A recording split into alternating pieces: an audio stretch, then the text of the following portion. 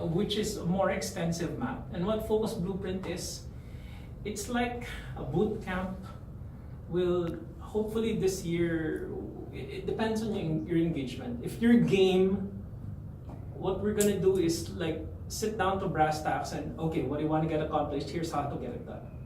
Okay, and we'll run through several processes. Can I tell you about this real quick? Yeah. We'll run through procrastination hacks, like quick and dirty shortcuts you take out of your back pocket. I don't know what to do. Oh, number 6. Okay. So we'll do procrastination hacks. We'll have strategies for overcoming procrastination. Meaning, in this scenario, what are we supposed to do? There are common repeating scenarios, right? The patterns repeat. That's the whole thing, you know. So since I noticed this during this few times, so I was actually clear.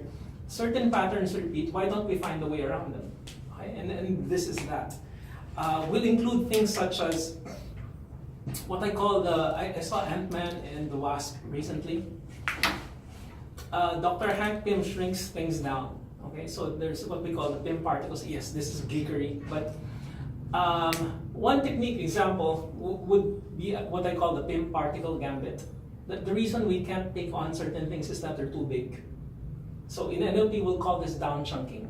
Okay? So the basic idea is how to eat a dinosaur bit by bit, and then so there's a process for doing that, and we'll run you through that. That's one thing. Does that kind of make sense to you? I'll run you through a process where you can actually foresee, kind of like a timeline thing, my version of it. You've seen something similar from Luigi earlier, but you'll be able to see not only your day, you could see a year or like 5 years in the future and see how it plays out. And let that future self inform what you're doing in the moment. Where the question becomes, now what did I do instead of what do I do? The question becomes, what did I do to get here?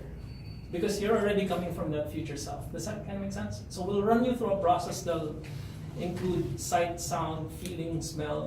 We'll run you through a process that just makes that easy.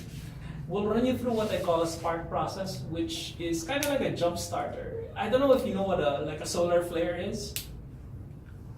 An explosion on the surface of the sun. It starts off really, really small. It starts off with one, like a hydrogen particle, and then it just starts with that one thing, and then there's a huge explosion. But it takes starting. Does that kind of make sense? So these are strategies and process so we can actually get through our days more productively. Like waste less time, get more of what's really important actually done. There's another thing I call a time sphere, where essentially I'll teach you how to block time so that you know what something's for. You know what it's like? Somebody calls you, what's the worst time of the day that somebody calls you? Like istorbo talaga, like they get in the way. 9 a.m.? Yeah, so if you were to block that, for example, my Monday mornings are supposed to be precious. I should be able to plan for the entire week. If I don't have my 7 a.m. to 8:30 blocked, somebody will call during that period. Now, if I set it that's my time to plan for the week, nobody can touch it. And that's an example of what I call creating a time sphere. Because we never have time for the really important and appropriate things in our lives because we never plan for them. But if we have them blocked, like meeting with self, and nobody's supposed to violate that, it's hard. We'll get overrun by all sorts of shit. Okay? We'll be overrun by chats, we'll be overrun by games, we'll be overrun by unnecessary eating, and unnecessary entertainment we didn't even deserve. Does that kind of make sense? Yeah, and there's something I call a clean boot. The basic idea is, you know when it's difficult because there's still residue from yesterday? You know what it's like? Yeah, emotional, physical, the mess in your room, residue from yesterday.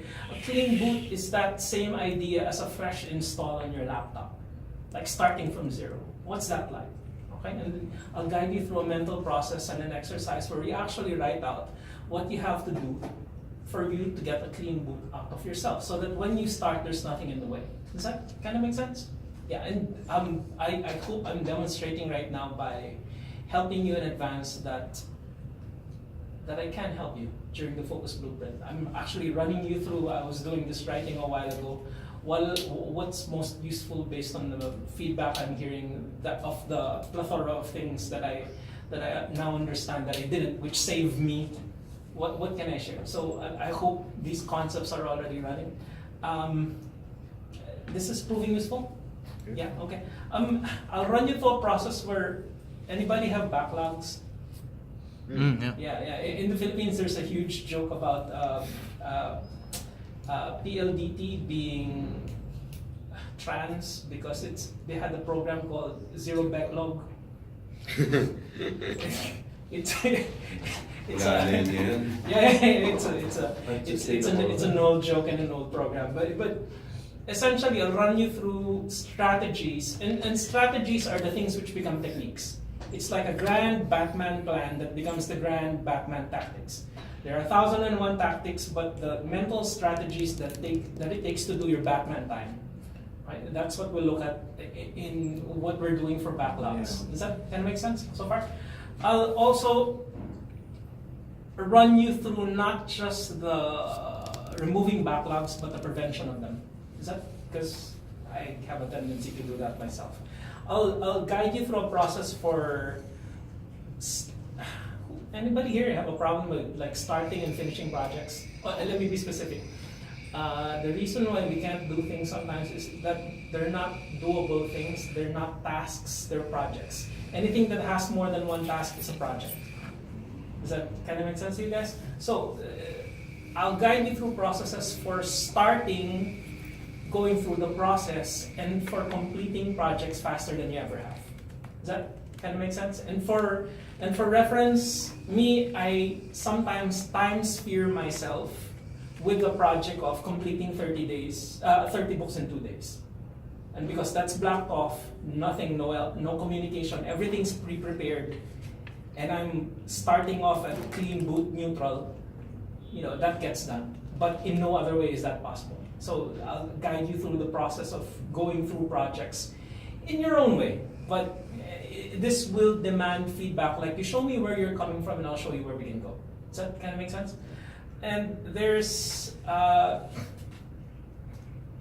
process for motivation and removing procrastination that I kind of call firing it up. Because sometimes really it takes, what does it take to get a fire started? It takes a little bit of wood and a little bit of fire. But you look at your day-to-day, we don't put in the wood, we don't do the preparation, and we don't start the fucking fire. And of course nothing gets done, and we wonder why there was no fire. And we're at the campfire, and why is this not happy? And why are the marshmallows not getting toasted? Well, because we didn't put in what it takes to get the fire going. So because we didn't start the fire? Because we didn't start the fire. Yeah. And then sorry. There's this other notion I call ambulation. For those of you who don't know, I'm actually, strangely enough, a physician. I'm a doctor. I do movement and pain improvement stuff. So I'm kind of the guy who helps people move if they haven't been able to move in a long period of time, or who gets them to elite if they've been elite before but got injured. So I'm that guy. So I have this notion of the difference between movement and ambulation. Movement is you're just moving.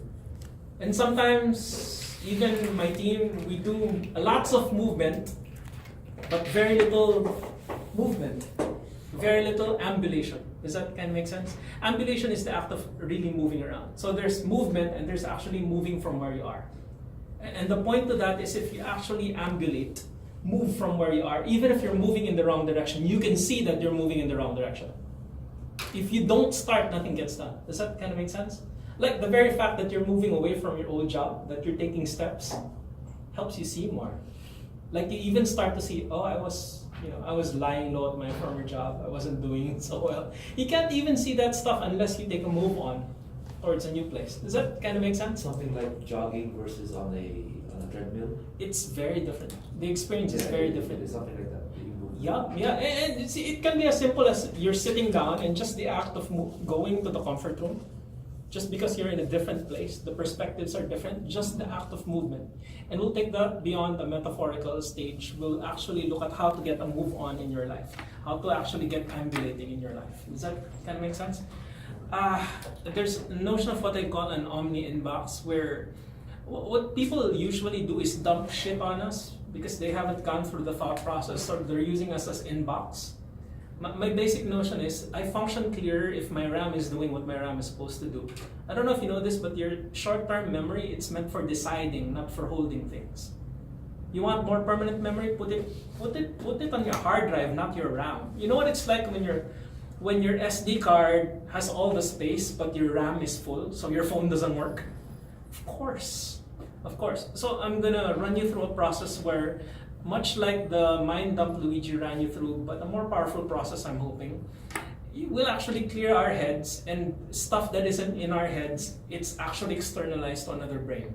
So the question is, would you like to have another brain so that your brain is actually free to do what it's supposed to do? Because we're not actually supposed to hold past and future, both of which don't exist. We're not supposed to hold the hurts and shit of yesterday in our, processing power. We're not supposed to hold the grocery list in our heads. But simple thing, like if I have a proximity alarm on my phone, when I'm within 50 meters of the supermarket, my list for the supermarket comes up.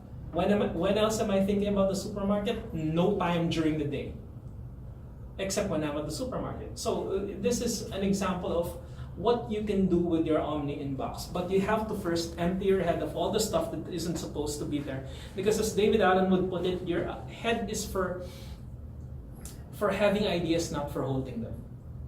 Okay? It's for running water, not constipation. Okay? So, and then I'll run you through a process where we've never thought about this, but a lot of stuff we should actually delegate. A lot of stuff that isn't supposed to be ours. You know what I mean? Yeah, but we try to pretend like it's our responsibility when we can no longer even do the job right. We could before, but it's no longer worth our time, so that it costs more mental processing power because we don't like doing it. Yeah, and it's no longer efficient. So we look at a way to go through that. There's also something I call, you know about this one, but not everybody uses it well. There's the Eisenhower box, or prioritization matrix, where we figure out the difference between urgent and important. I'll give you an example of urgent. Clash of Clans notifications. Facebook notifications. It's urgent. Somebody's harassing us to do something about it, but it's not important. It doesn't make our life better. So we look at the matrix that allows us to prioritize so that we don't end up doing other people's work for them and not getting our own work done. You know what that's like? At the end of the day, you feel bad because all you did is other people's stuff for them. And how much did they do? Nothing. Did they learn anything? No. Do you feel good? No. So we'll find some way around that. The notion I use behind this is what I call responsible resolution, meaning the stuff that you're supposed to do that. The stuff you're not supposed to do, why the fuck are you doing it? But we end up doing that because we're nice people, or we don't know any better, because our attention has been so fragmented, it's easy to hijack us. Hindi na natin alam kung ano importante sa atin. Because we don't know what's important to us, it's easy for other people to get us to do what they want rather than what we want. If you don't know what's on your plate, kung hindi mo alam kung ano yung nasa plato mo, hindi mo kaya tumanggi sa ibang tao eh. Like, you cannot refuse helping people if you don't know how full your day is. This is the reverse of that. So I call that responsible resolution. There's something I call a system switch. Essentially, you'll know, I got Asian Efficiency's version of it. It's called the 3 times rule. Essentially, and Sam Carpenter talks about it this way also. Essentially, if something keeps happening, if it's happened more than 3 times, and if you think it will keep happening, you might as well plan a system so that the system takes care of it. You already have the steps which you're supposed to do before it happens, so that when it happens, I recognize this pattern. There's an automated process for it, and you can free your head for doing other things because there's already an automated process that you've already decided about. And this will probably echo stuff you'll be doing in your work going forward, Jupiter. Yeah. And there's a process I have for maximizing motivation. Let me save you all the money on all the motivational courses.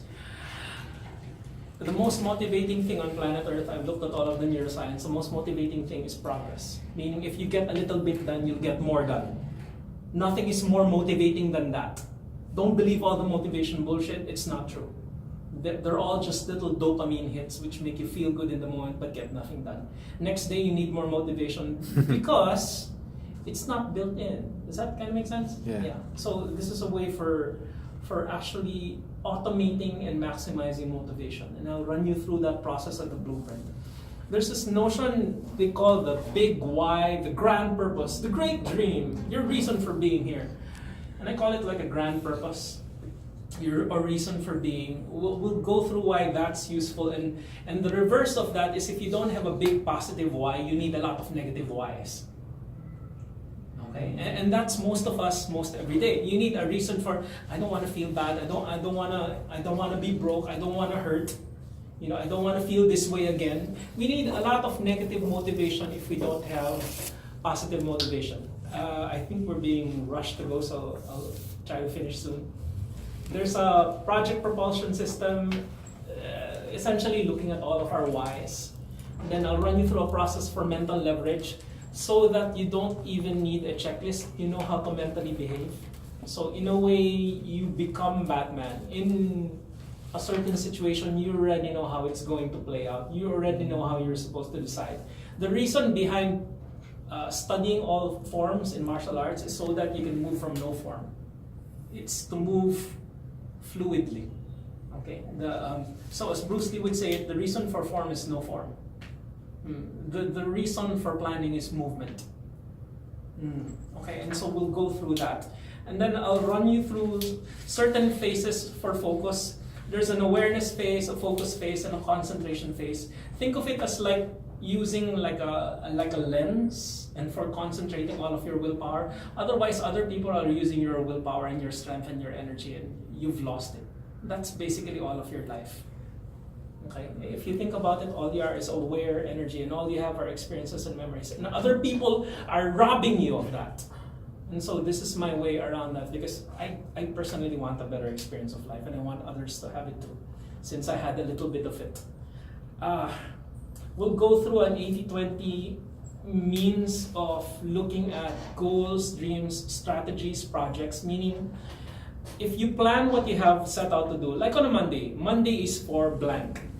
And if you know that that's what Monday is for, it's okay for you to do other things, but only 20%. The 80% should be dedicated to what you planned your Mondays for. So we'll run you through a process so that you can 80-20 your days. And we'll run you through you developing your own start up and shut down rituals. Meaning, here's my morning ritual, here's how my morning always plays out, so that the rest of your day plays out okay. Because you've had that initial win. There's a video on YouTube and everywhere by a military dude. He basically says, first thing you should do every day is fix your bed. Yeah. The basic notion is you already won. And what that is a ritual. So that at the start of the day, there's already that good feeling. You know what it's like when you start your day by hitting your car, somebody hit your car. Now the rest of your day is bad. Yeah? So this is the reverse of that. So that every day you can't lose because you already won first thing in the day. And then I'll run you through a shutdown ritual where you are actually able to absorb the data that happened during the day, and it enables you to inform yourself and plan your next days so that each day is better. And incrementally better is better because most people are backlogging and falling back. And I hope this is useful. And then the limitless is the complete reverse of hypnosis. Limitless is the process of waking up. Limitless is if I weren't in my way, what could I do? If I weren't holding myself back, what would I be capable of? And if that doesn't make sense, I'm a complete, idiotic, stupid male introvert. And when I'm not in my way, I can speak and function brilliantly. And I hope this has been useful. Take it easy.